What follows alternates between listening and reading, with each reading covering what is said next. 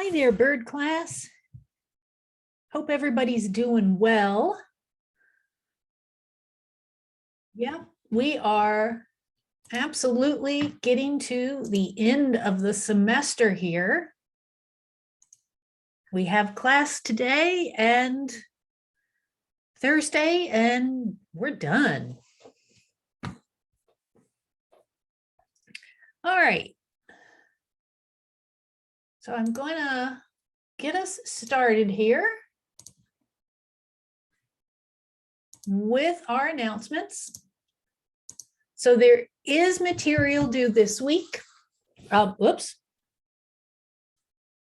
That should say something different. Obviously, I forgot to change the date on these guys. So we have our review quiz, which is due before midnight, Sunday, May 8th, and a review short answer question also due before midnight on Sunday, May 8th. Mary, go ahead. We don't have any assignments up.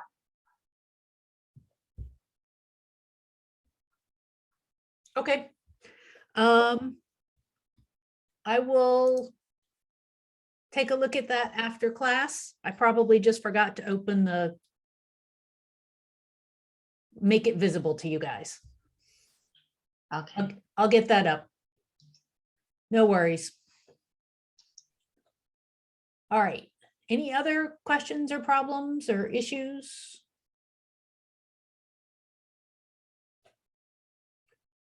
Okay.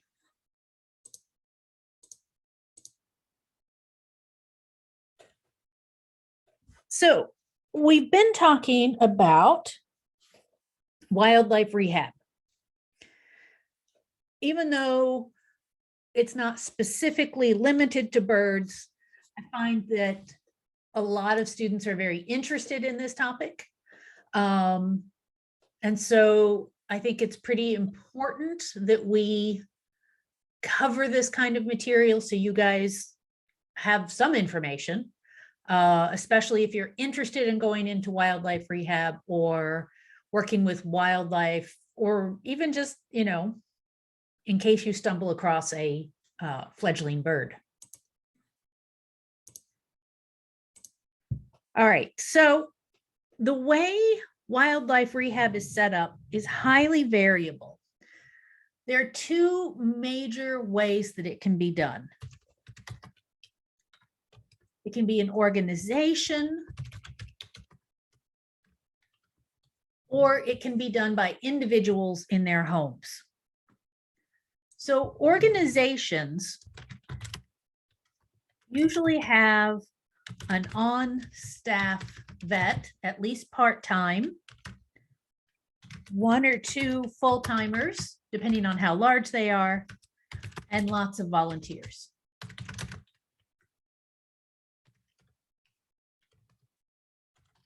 These are funded by donations. And these places tend to be pretty high quality.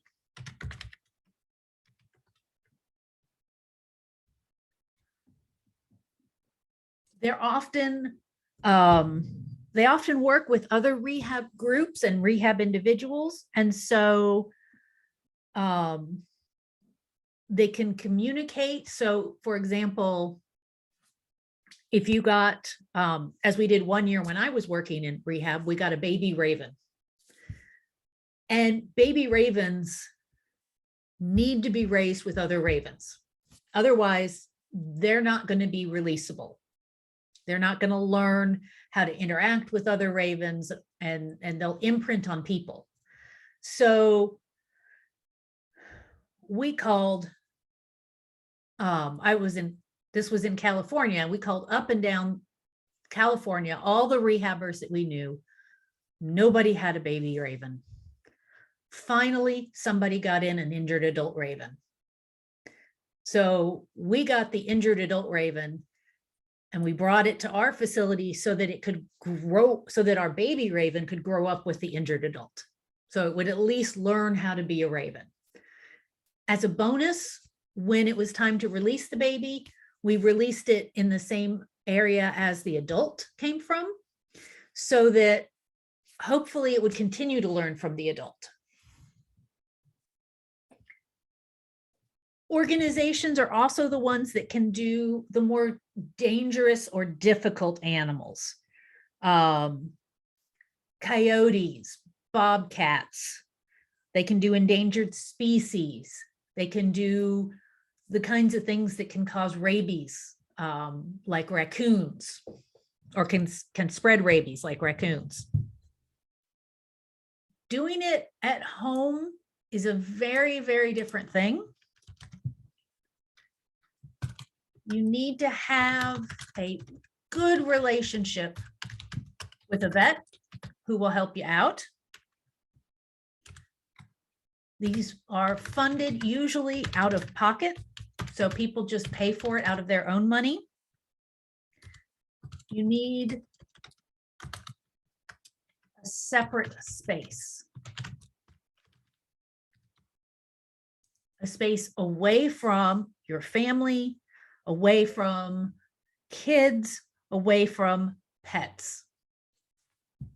These rehabbers that do this at home, they do a lot of baby animals, especially squirrels and possums, which are very common in rehab.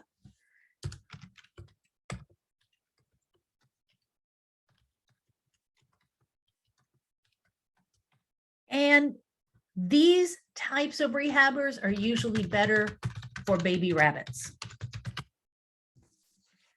Baby rabbits tend to do better in this kind of a situation.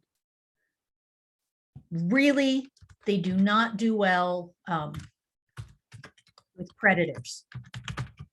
Foxes, coyotes, birds of prey, bobcats, and that sort of stuff. These guys also are known to break the law sometimes.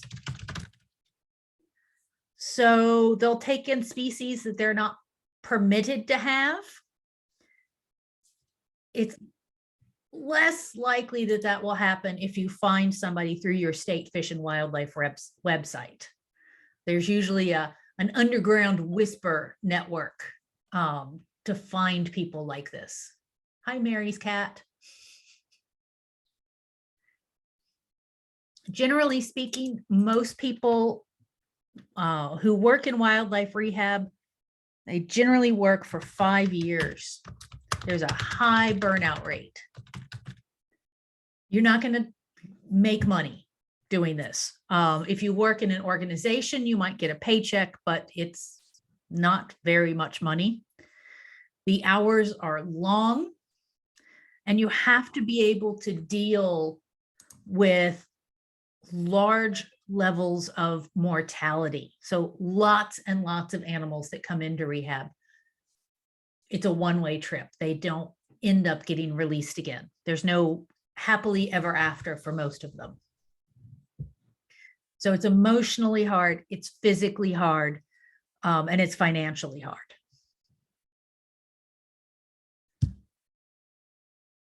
Questions on this part? Oh, Mary's got her iPad back. Good deal.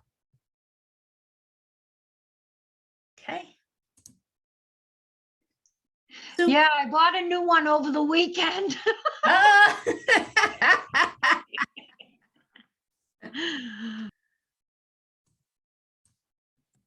Okay, so that's kind of the way things are organized. Oh, I hope that wasn't Tawny getting kicked off again. She's having a hard time getting on. Sorry for all the dinging in the background if you guys can hear that. So if you want to do rehab, there's a lot of things that you need to consider. And we're going to start with caging. Unlike with pet birds, the bigger is better rule does not always apply.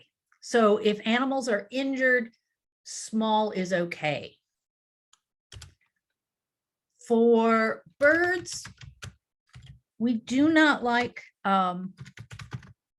wire cages. So a bird cage is not a good choice. They can damage their feathers really badly if they get spooked. And if they're a wild bird, they're going to get spooked a lot. So cat carriers can be used. I've seen people construct cages out of wood and using that plastic chicken wire looking wire. That works a little bit better.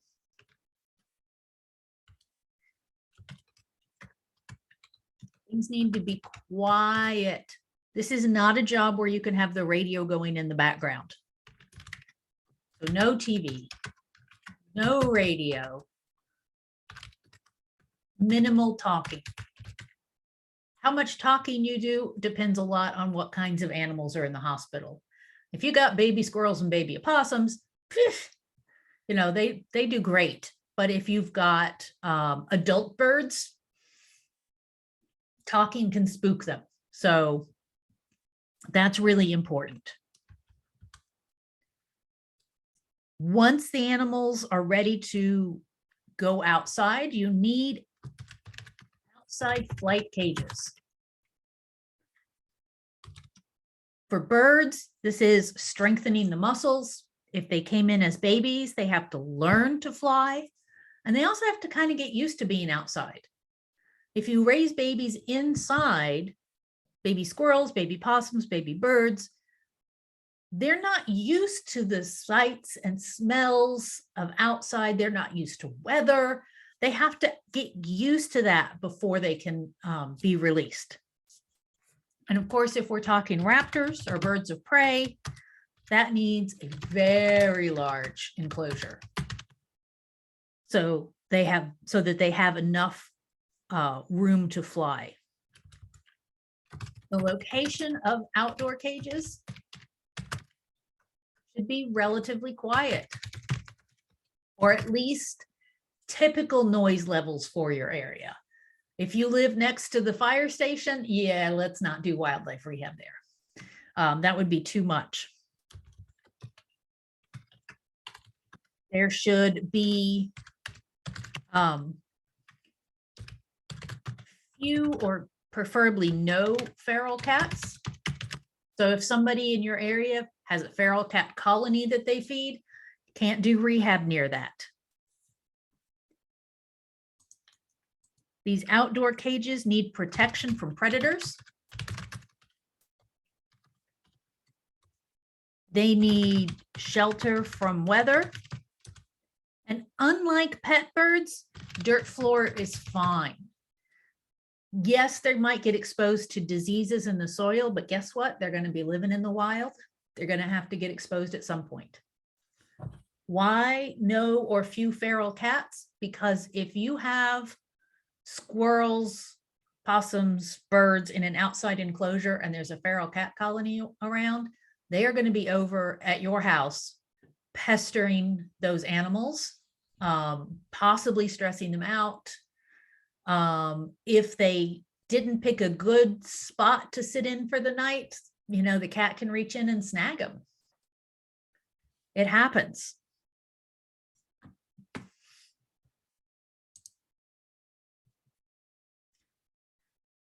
All right.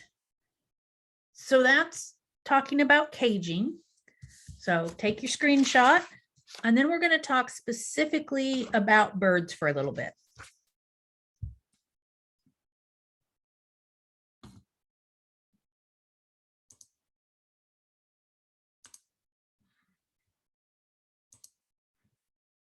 Okay. So we've talked about the stages of baby birds' lives. This image on the bottom, I would call these hatchlings. They're partly naked, little bit of fuzzy feathers coming in, big mouth. These guys, these do have their eyes open, but they might not have their eyes open. So naked, eyes closed, or nearly naked with the eyes just open. These guys, you need to keep them warm, so you may need an incubator.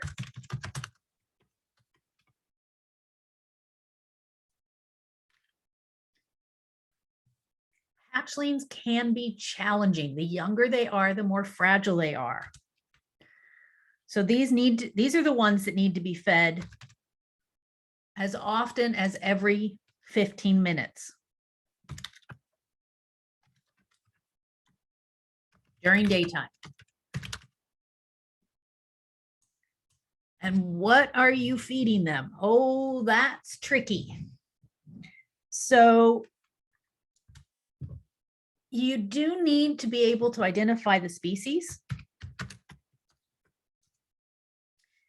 and tailor the diet for the species. So choose an appropriate diet. There are some general baby bird diets out there. Oftentimes they'll be made in a blender with things like cat food and baby food, vitamin supplements, various different things. There are recipes out there. Generally speaking, all baby birds need protein. So the diet that a baby gets will often have more protein than the adults will have. In addition to food, these guys can dehydrate very quickly. Even if you're giving them a liquid-based diet, they can get dehydrated. So generally speaking, you also need to give them water.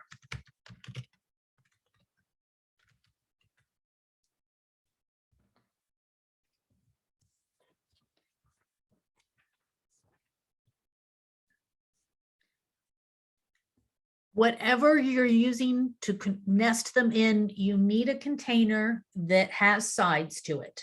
You can't just leave them, excuse me. You can't just have them sitting out on the table. And it needs to be lined with something like facial tissue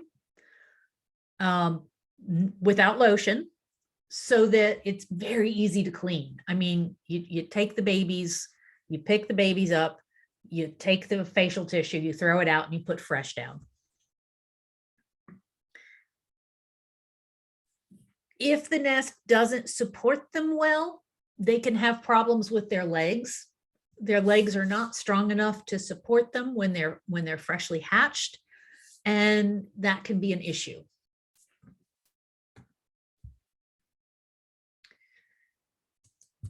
Compared to hatchlings, nestlings are relatively easy. So these are kind of late stage nestlings. So they've got some feathers, but they still will feed easily. So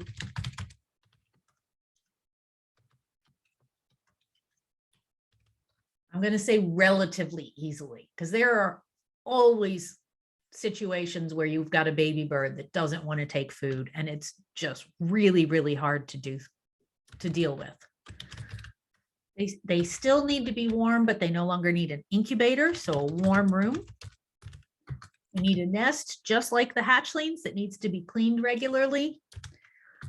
Less frequent feedings. And now you can start to mix in fruits, veggies, mealworms, which is a live worm, and that sort of stuff in. So you're not feeding them a baby bird food diet so much as hand feeding them something a little closer to what you would feed the adults if you were raising them.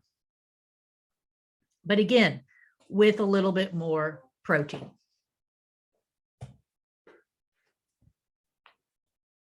Okay, screenshot this because I need more room to write.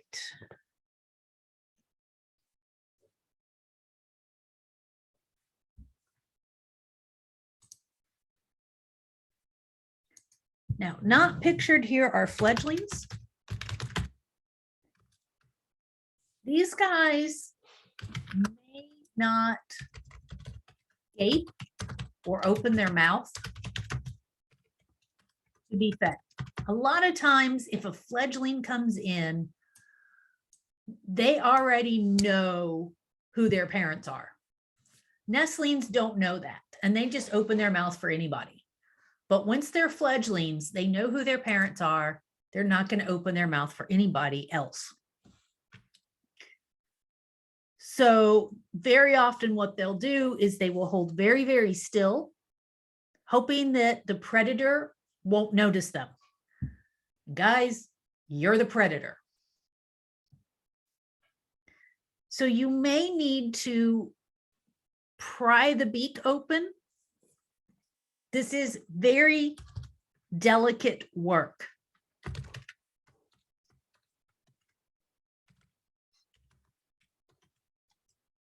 Remember, the beak has skin.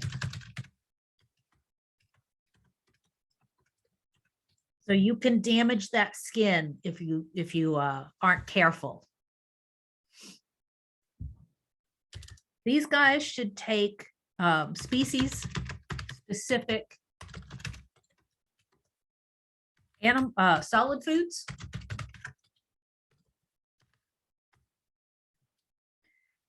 And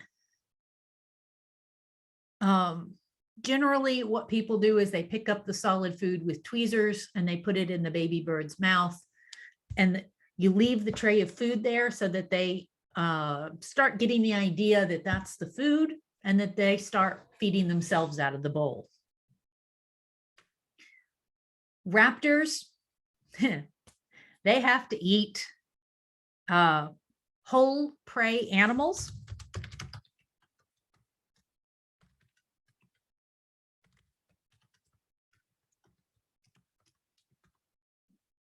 Rats, mice, quail. You can buy them frozen. Sometimes you can buy them live and kill them yourself. Some people raise their own. It's disturbingly easy to skin and cut up a whole rat. Once you learn how to do it, it's gross. When you first start out, you're kind of squeamish about the idea, but you get used to it. You can get used to a lot of things. And it does need to be in pieces small enough for the bird to swallow. So depending on the size of the bird is going to depend, the size of the pieces you feed is going to depend on the size of the bird. It can be challenging teaching them to recognize natural foods.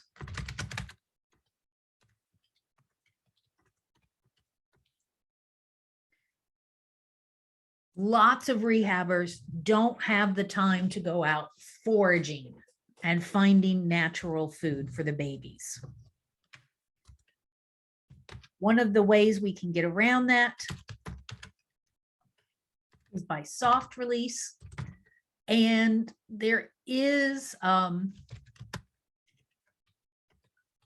can release them near others of their species so they can learn by seeing others.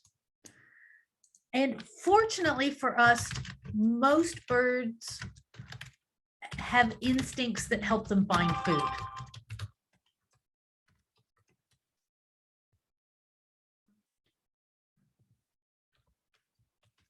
So it's not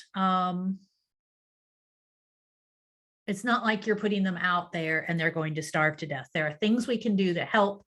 And, they're pretty independent. A lot of them very, very quickly. All right, screenshot this about fledglings.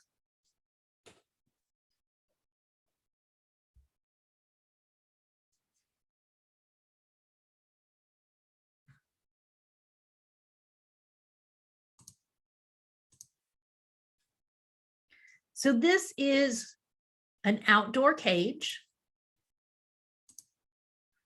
You can see it's made of wood. It's got a sheltered area here.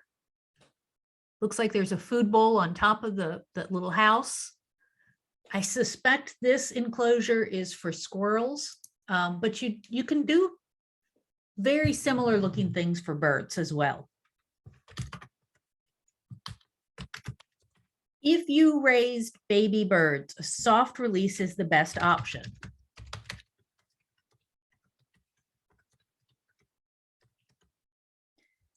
And a soft release means that after they've adapted to being outside in the flight cage, then you start putting up bird feeders and a water source outside the cage. So you do this before you let them out. So they're observing the wild birds coming and eating and drinking. If we are lucky, adults of the same species are coming to the area. This is pretty common for rehab birds because, frankly, most of the birds in rehab are common species. It's unusual to get something that's an endangered species. So they can watch the adults of their species and start learning from them. And then you open the door and you walk away. You keep feeding. So you keep those feeders clean and full. Make sure there's fresh water.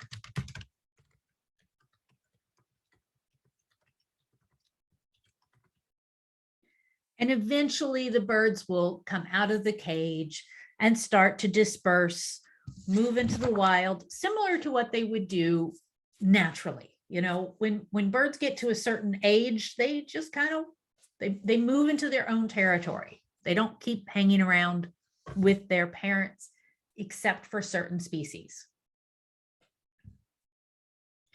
So exceptions. Anything in the corvid group, you need to, that's jays and crows and ravens. They need more time interacting with adults than small songbirds. So those can be a little trickier.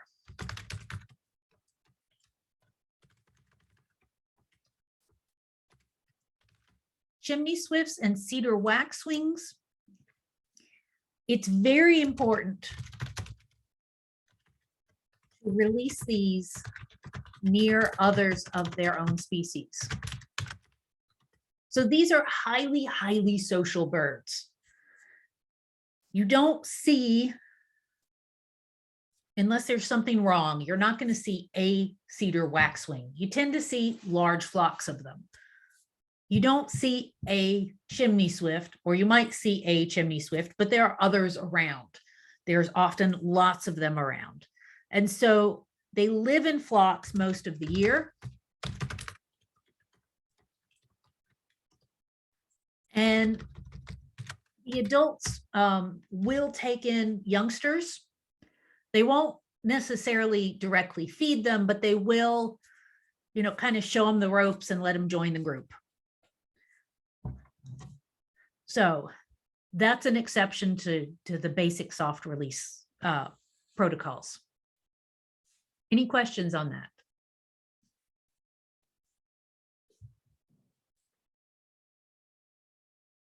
Nothing? Okay. Go ahead and screenshot.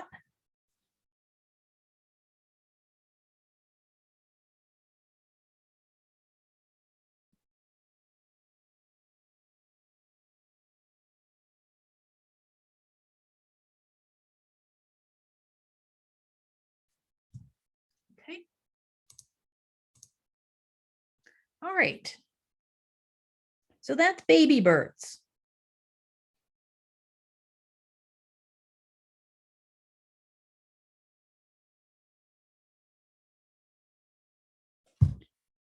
What about adults? I'm going to mention some of the most common reasons adult birds come into rehab. So the common injuries.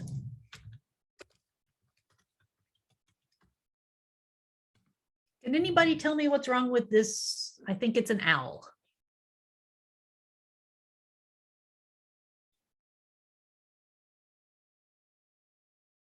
No ideas?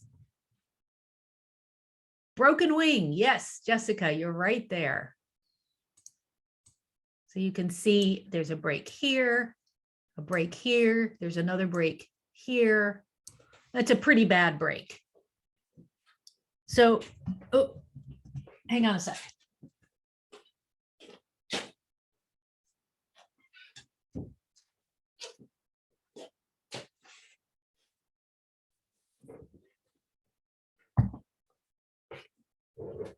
So wing injuries would be our first category.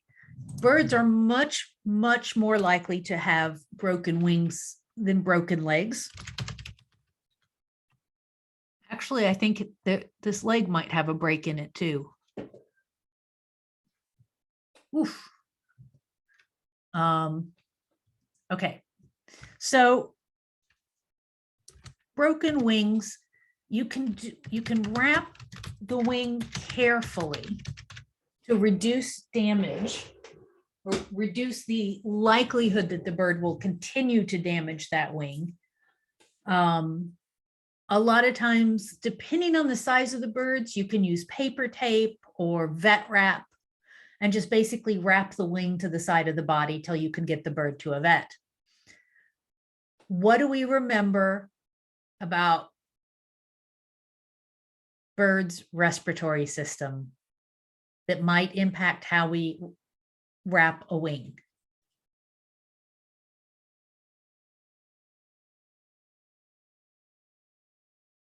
Mary, I saw you get excited there, so go ahead. Isn't it the way they breathe because they don't have a diaphragm? Yes, exactly right. They Okay. don't have a diaphragm, so they have to breathe out. They can't belly breathe. So you have to make sure they can still breathe. Then the bird needs to see a vet as soon as possible.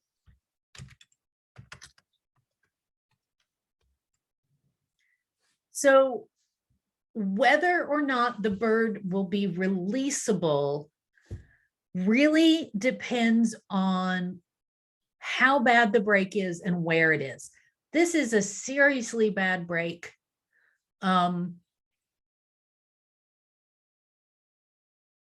Depending on the skill of the vet, it might be repairable, believe it or not. But that's going to be a tough one. If it was just one of these breaks, that would be, all of these are in locations that could potentially be released. The areas that can't be released are near a joint. Because if you get a broken bone near a joint, when the bone heals, it can grow extra tissue that grows over that joint and prevents that joint from being able to bend. So if it can't bend very much or at all, that's a non-releasable injury, right? So you want a mid-shaft break. Generally speaking, what is done with these guys is a metal pin is inserted down the shaft of the bone to hold the bone in place while it's healing. And then you let the bird's bone just naturally heal. What is this thing over the bird's head? That is for anesthesia. So just like you put a mask on dogs or cats or people, you can do it with birds.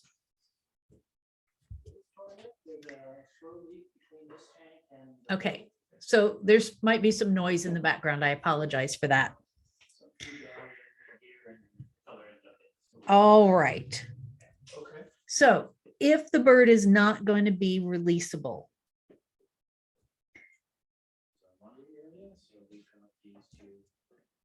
placing the bird in captivity can be difficult depending on the species.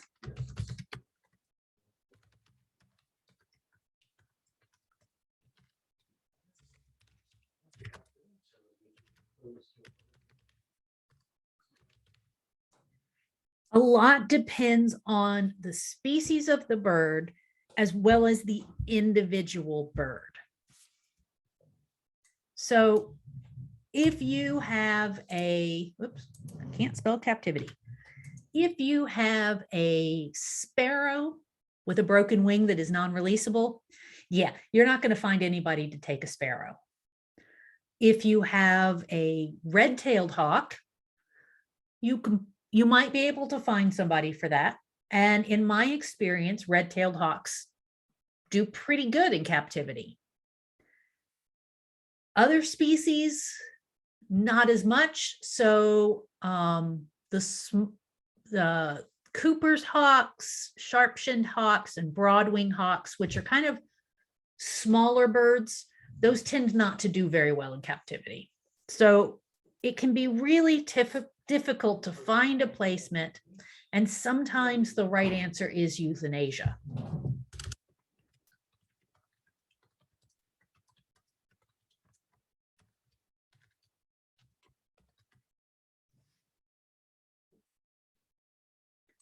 Regardless, an adult bird needs minimal handling and quiet. The rehabber may need to do physical therapy.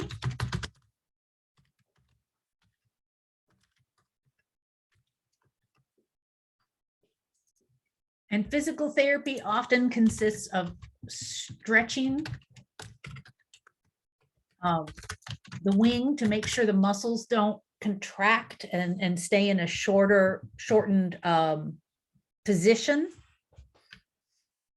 The vet can make recommendations for exactly what needs to be done there. And they need to be flight tested before release. Flight testing can be done in a flight cage. That's really the best place to do it. See how well they fly. If they can't fly very well, they shouldn't be released because their chances of survival are, basically non-existent there. Okay, so that's wing injuries. Any questions on these guys, on this problem?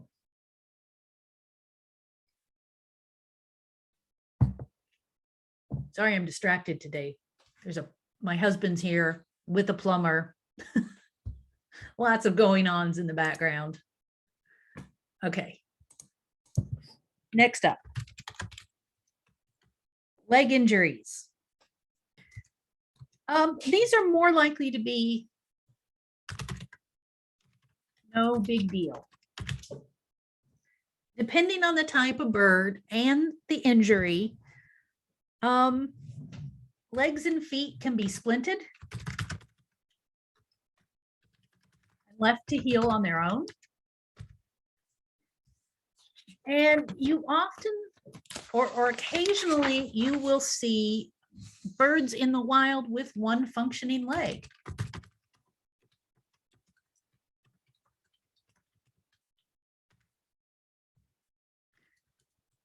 Leg injuries are more of a problem with things like herons, egrets, and raptors.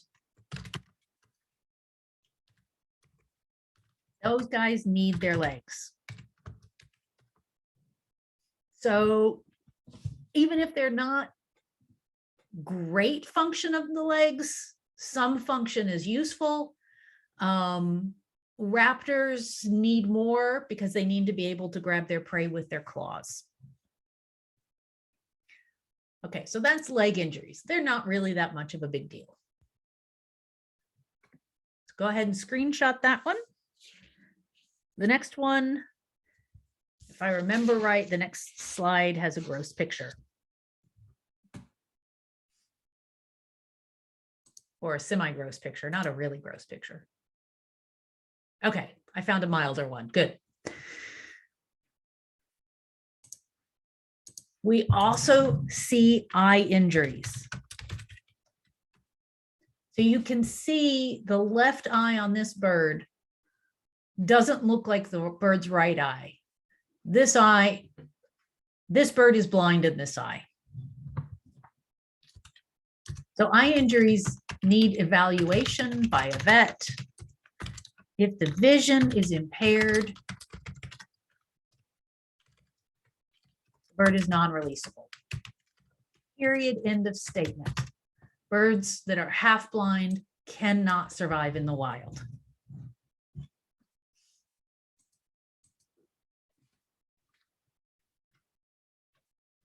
What is the number one reason birds come into wildlife rehab? I told you this once already. Do you guys remember? Fiona's got it. Taylor's got it. Jessica's got it. Cat caught. Danielle missed the C when she was typing it. Yeah, everybody's chiming in now. Good. All birds caught by cats need to be on antibiotics.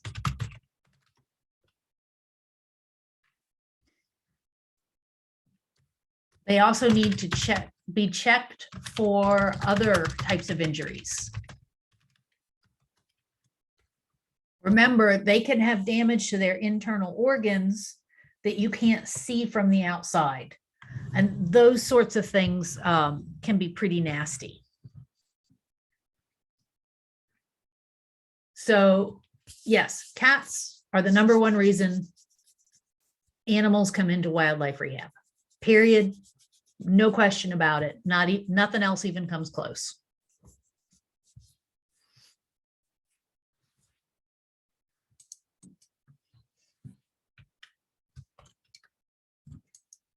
Sometimes birds come in with oil on their feathers. They can get into oil from a spill. The spill can be like at a marina, a car repair shop, fast food restaurants.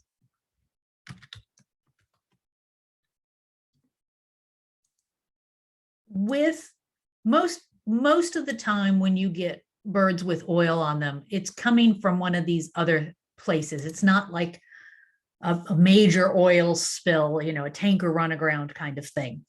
But the procedure is the same.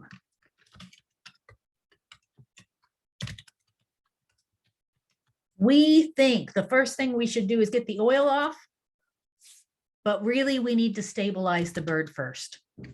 If their feathers are oiled, they're no longer waterproof and they no longer insulate as well. So warmth is important and making sure they're hydrated.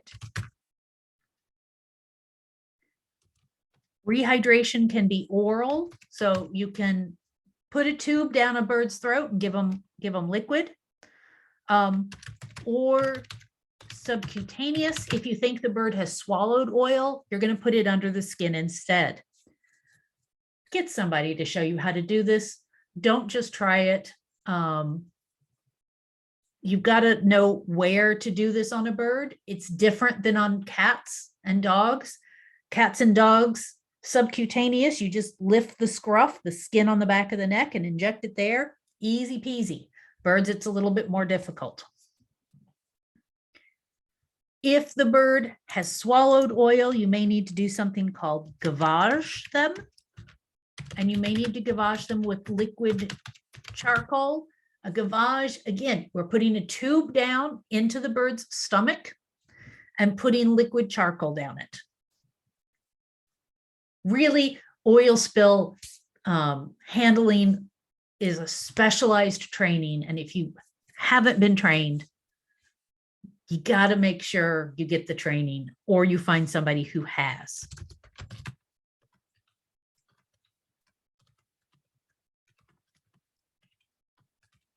Oiled birds need to be reported to your state Fish and Wildlife. Depending on the state you live in, you may need to preserve evidence. So some states will go after the source of the oil. And so Fish and Wildlife will say, great, I need you to preserve X, Y, Z feathers, samples of oil. If the bird dies, the body, and there are ways that you need to go about collecting this and preserving this. Again, regulations vary by state, but you know, it is, it might be important for a court case against whoever spilled the oil. Once the bird is, okay, I'm out of space to write. Go ahead and take a quick screenshot.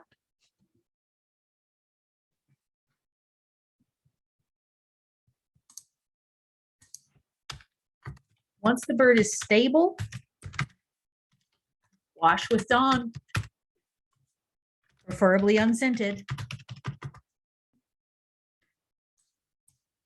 So we recommend this specific product because we know that it's effective. We know that it's safe for use on birds, and it is widely available.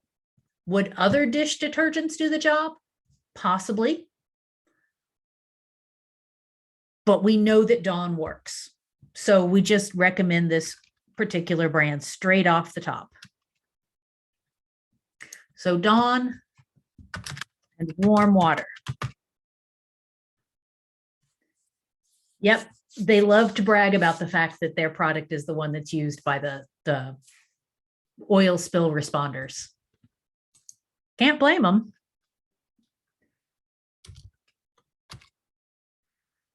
We prefer unscented.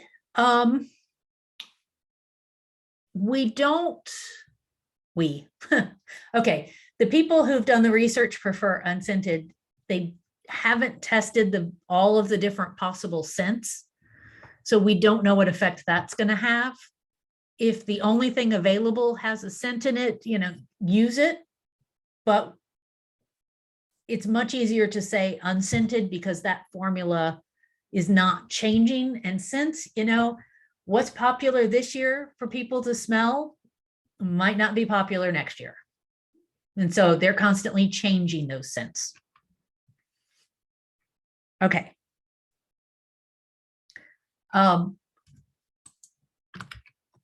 Birds will not be waterproof after this. So remember how birds' feathers are waterproofed?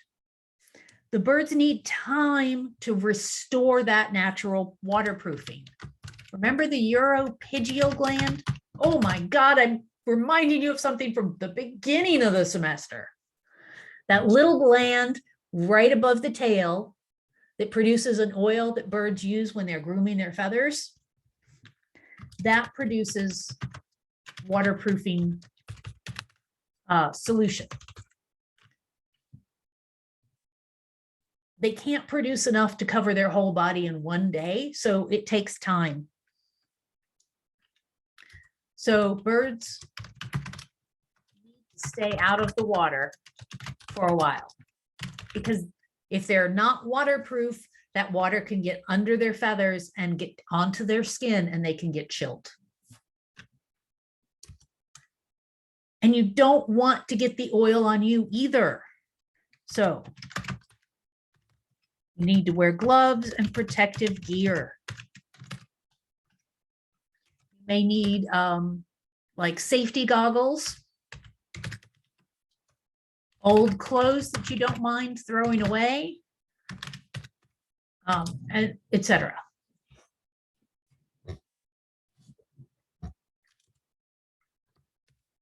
There's an organization called the Oiled Wildlife Care Network, OWCN. This is the world experts in dealing with oiled wildlife. So if you hear about wildlife that's oiled, or you want to learn more about this process or take the training, these are the people to look up. These are the people that respond to the big oil spills, like the BP oil spill, like the big oil spill in South Africa. I think it was a decade ago now, but those big oil spills, this is the group that responds.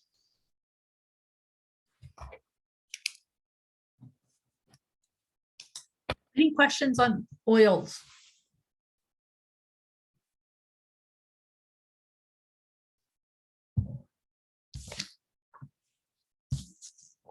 Okay. Oh, so here's, you can see these people are really well suited up cleaning this pelican. Notice it takes 3 people to do the pelly. All right.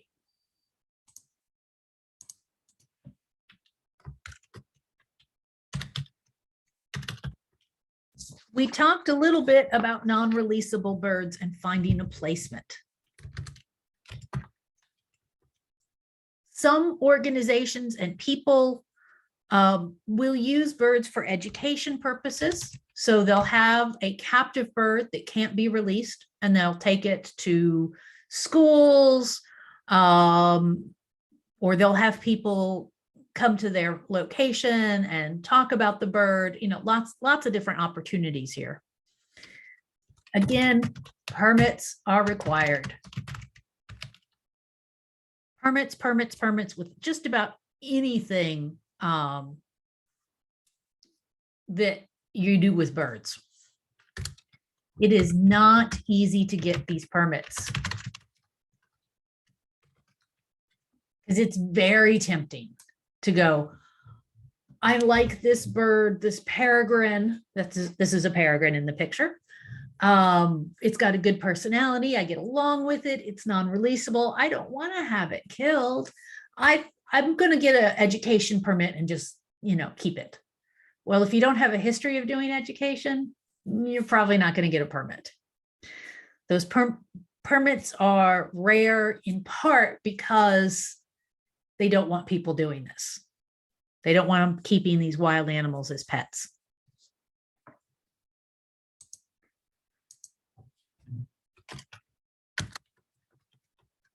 Zoos and science museums sometimes will take birds.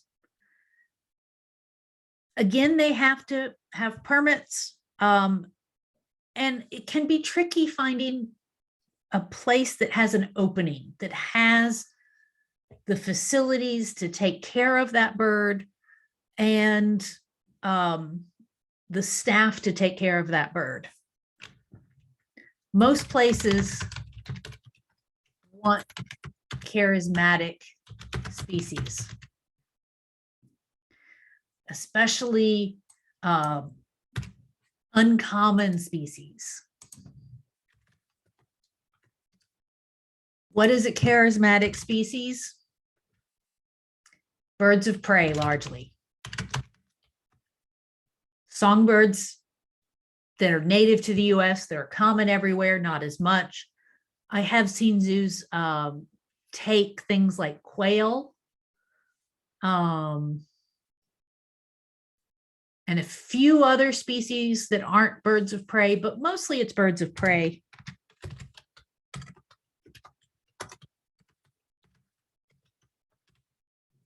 And pretty much, if you see a bald eagle in a zoo, it is a non-releasable bird for some reason.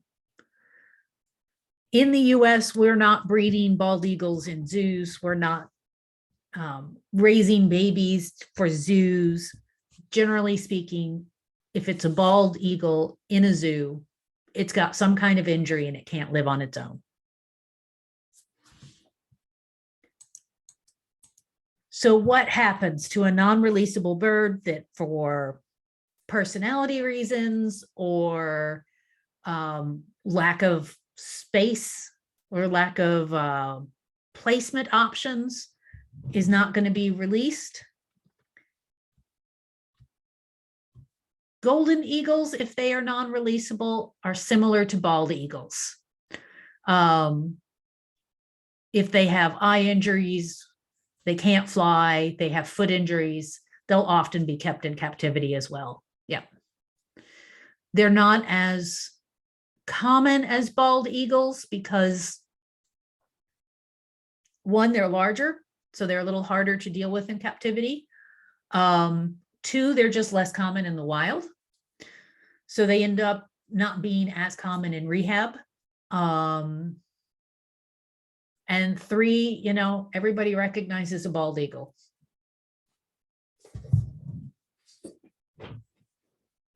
All right, so what happens to the non-releasable birds?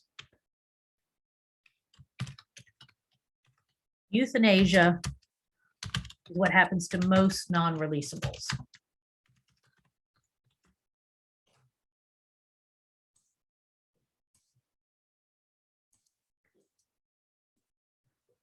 So it's not a happy ending, but it's better than being kept in a tiny little cage their whole lives.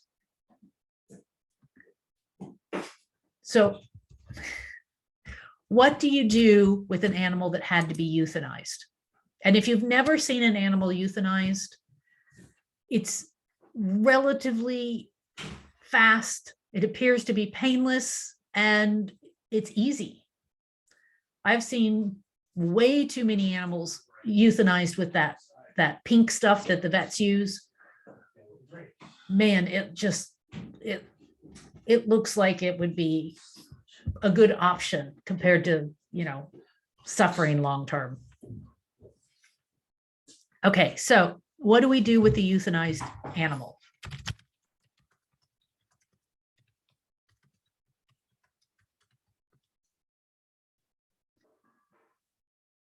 Yeah, it's basically equivalent to an overdose of anesthesia. Cremation, you could certainly cremate the animal, but if you're doing a lot of wildlife rehabilitation, that gets expensive. So you can't bury them. That chemical, that euthanasia chemical, stays in their body. So if you bury it, it's going to stay in the ground. And so that's a real concern. So generally, you want a dedicated freezer to store them temporarily.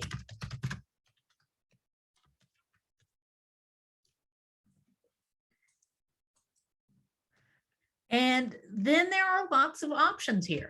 You can donate to natural history museums. They'll take a surprising number of bird species. They're not going to take pigeons, but other than that, they'll take a lot of different things. Eagles must go to the federal government. Remember, we talked about this when we talked about eagles and how their feathers are collected for Native American ceremonies. You're always going to end up with some that you can't find a place that wants them. So local animal shelters may take and cremate them for you. There may be a fee involved. A lot of this depends on things like volume. How many animals are you sending to the shelter to be cremated? Any questions on this?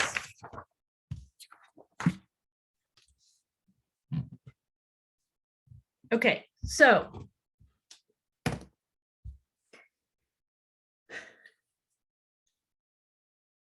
I have nothing prepared for lecture next time. Do you guys want to not have another class and just be done as soon as I get all the assignments posted? Or do you have a topic you would like me to talk about? Be done. Okay. Then I am saying the semester is done. I will get those. Yeah, everybody's overloaded right now. I will get this week's assignments up shortly and have a great summer. Congratulations to all of you who are graduating this semester. Good luck in the future. If you have questions over the summer, you can email me. I don't check my email frequently during the summer. So bye, everybody. Okay, I have a random question. Just Yes.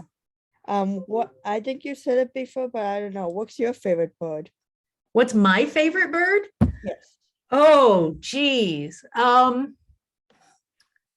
Right now I have a little obsession with the raytites. So the cassowaries, the ostrich, the emus. They cool. Mm-hmm. My favorite would have to be parrots, and I like the raven, the crows. Mm-hmm. Yep. Yes, I like raven and crow backstories. Like I like how this they like spirit animals, they like by your side. Yeah, there's a lot of cool stuff about them. Yeah, Have absolutely. you watched the movie The Crow? I have not. It's a good movie. I really liked it. Okay, Okay. I'll put it on my list. Yes, it's on Peacock if you have it. I don't think I do, but I'll look into it. Okay. You have a good summer. Thank you. Okay, bye. Bye.